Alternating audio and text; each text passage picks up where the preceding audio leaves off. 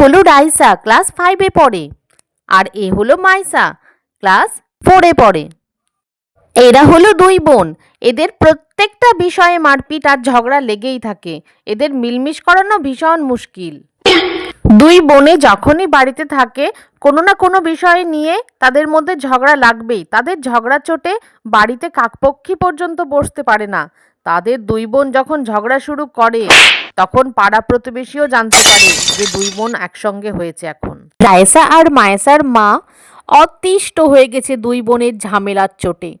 তিনি সব সময় রেগেই থাকেন ওদের ওপর। রাইসা আর মায়েসার ঝামেলা করতে বড় কোনো বিষয় লাগে না, সামান্য থেকে সামান্য ছোট ছোট বিষয়ে ঝামেলা শুরু করতে পারে। কখনো রাইসা মাইসাকে এসে দোষ দেয়, তো আবার কখনো মাইসা রাইসাকে এসে দোষ দেয়। রাইসা মাইসার ঝামেলা চলতেই থাকে। আয়শা, মাইশা, ডয়ের উপর আমার চকলেট ছিল, তুই খেয়েছিস। কোনো রকমের মিথ্যা বাহানা দেওয়ার চেষ্টা একদম করবি না, বুঝেছিস? বাবা, আমি আবার তোর চকলেট কখন খেলাম?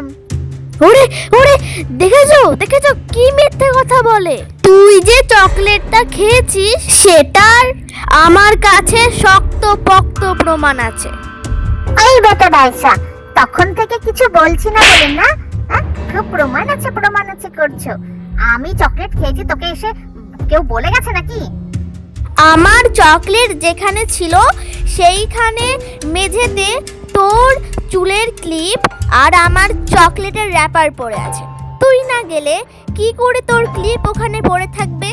নিশ্চয় তুই চকলেট খেতে গিয়ে তোর ক্লিপটা ওখানে ফেলে এসেছিস ভুল করে। আরে বাবা রে, আমার বাড়ি, আমার মেঝে, যেখানে ইচ্ছা আমার ক্লিপ পরে থাকতে পারে, আমার হেয়ার ব্যান্ড পরে থাকতে পারে, যেখানে ইচ্ছা পরে থাকতে পারে। এটা আবার কোনো প্রমাণ হলো নাকি? ফালতু। মাইসা, আমি কিন্তু ভালো করে জানি আমার ওই চকলেটটা তুই খেয়েছিস। ব্যাস, এই একটা বাহানাই যথেষ্ট দুজনের ঝগড়া করার। অমনি রাইসা আর মাইসার মধ্যে তুমুল ঝামেলা বেঁধে গেল। এ ওকে দোষ দেয়, ও ওকে দোষ দেয়। দুজনের চকলেট খাওয়াখাওয়ি নিয়ে কে কবে কার চকলেট খেয়ে নিয়েছিল সেই ঘটনাও তোলে তারা। ঝগড়া করতে করতে তাদের দুজনার মধ্যে তুমুল লড়াই শুরু হয়ে যায়, বিশাল মারপিট। আমার চকলেট খাওয়া, নে এখন নে, মার খা। মারপিট শেষে তারা দুজনেই তুমুল কান্না জুড়ে দেয়। বাচ্চাদের থেকেও বাজে ভাবে কাঁদতে থাকে তারা।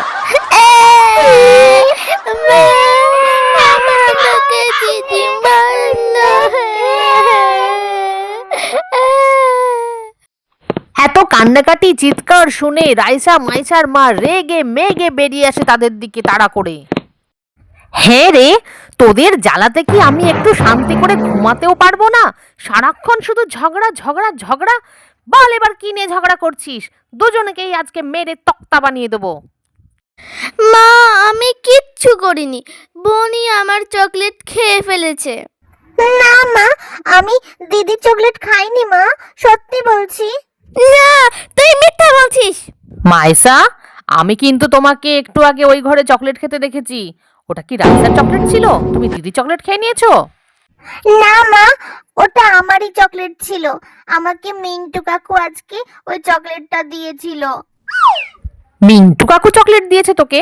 কই, মিন্টু তো আজকে আমাদের বাড়িতে আসেনি। তোকে কখন চকলেট দিল? না, আমি যখন আজকে বাইরে বেঞ্চে বসেছিলাম দোকানের সামনে, তখন মিন্টু কাকু ওখান দিয়ে যাচ্ছিল। তখনই তো আমাকে চকলেট দিল মিন্টু কাকু। আমি সেই চকলেটটাই খাচ্ছিলাম। তাহলে আমার চকলেট গেল কোথায়?